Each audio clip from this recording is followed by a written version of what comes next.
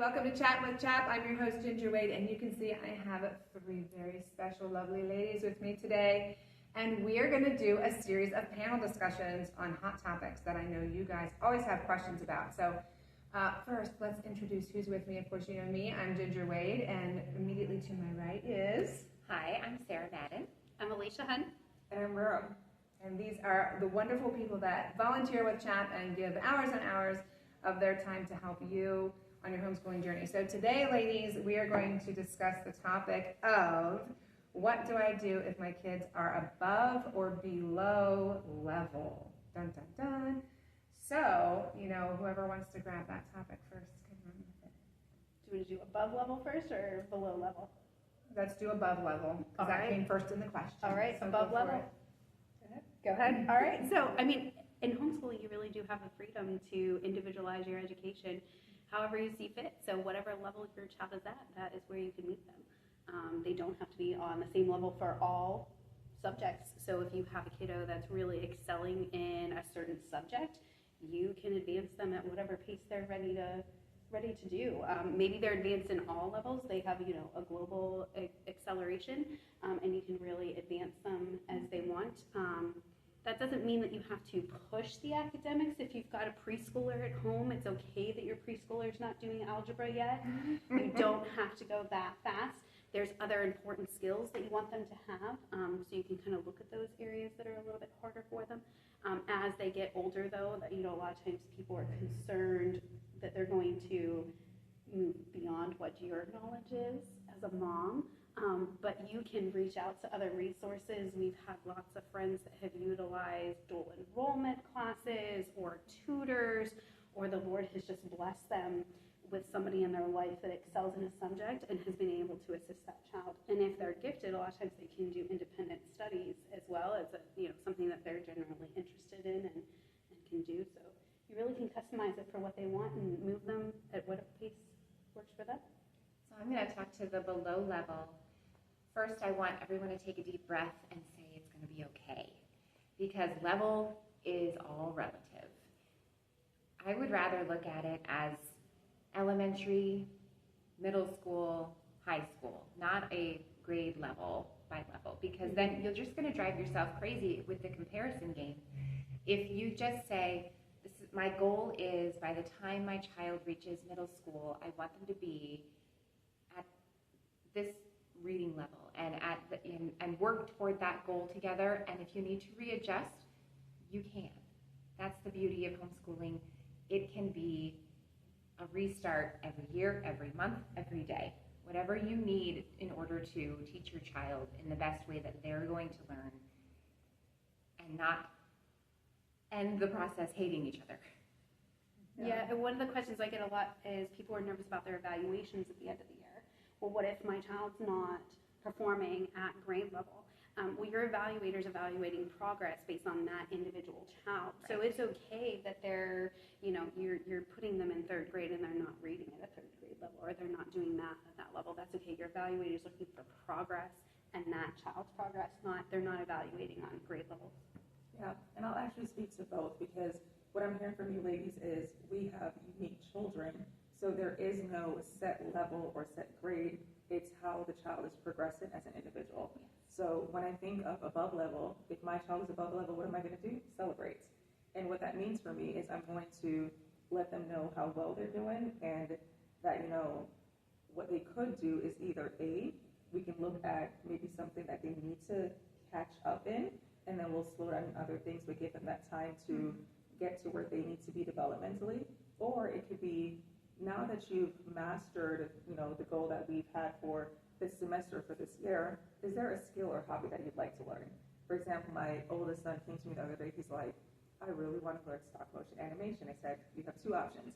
I can put you in a class, and then you can learn it in practice, or I can give you extra time and you figure it out on your own. And he looked at classes for a little bit. He's like, I just want to figure it out on my own. And I said, okay, fine. So he got his Legos, and he said, can I use your phone? I'm like, for this only. And he got his Legos, and he created these awesome videos. And that just gave him the opportunity to do something he was interested in and show that he's independent. When we talk about below grade level, I remember talking to someone in my early days of homeschooling, I'm like, okay, what should I be looking out for? What do I do if my child's behind? And she said two amazing words. Behind what? Behind who? And this was Gretchen, right? I was talking to Gretchen and she was like, bro, kids are individual.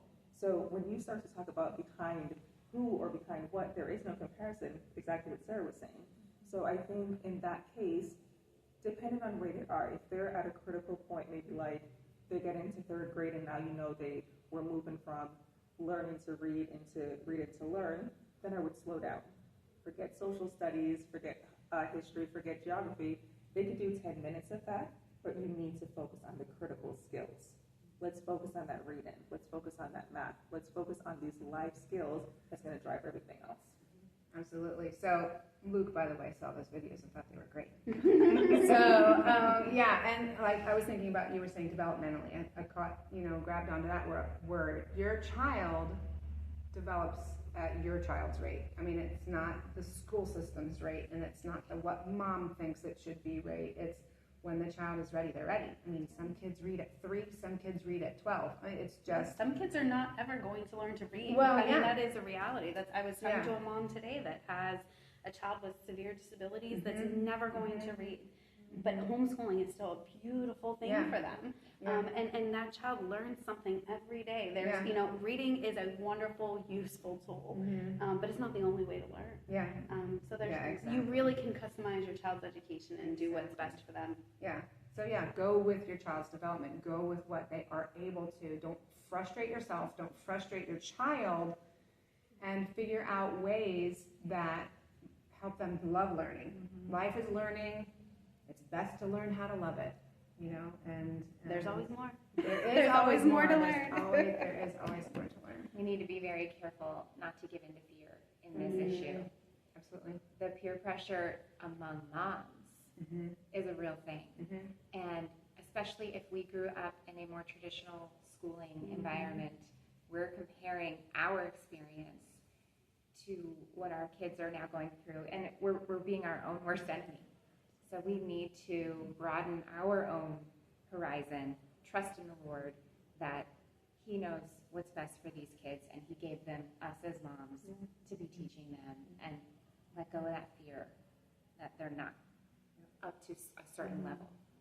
And one thing I'll add quickly is root causes.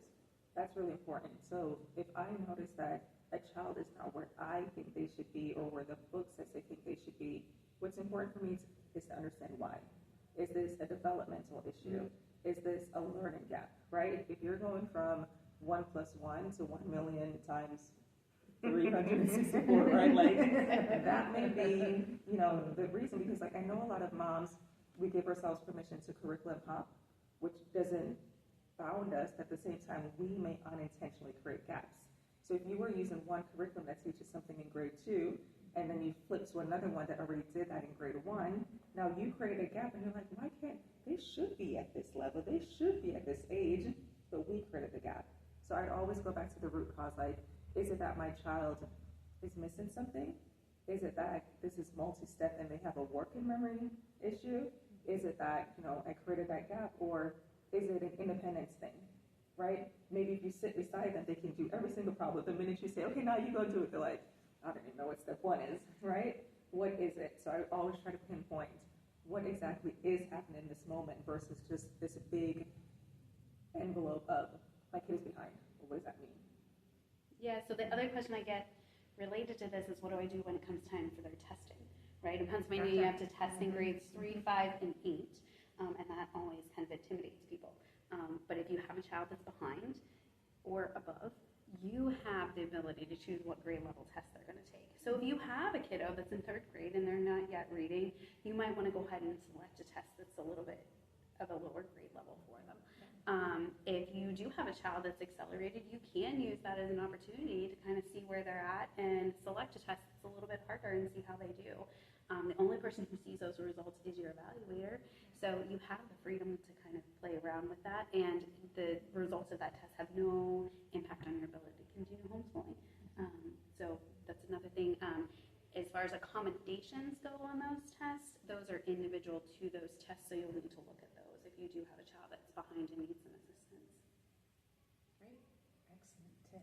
Anyone else have anything else to share?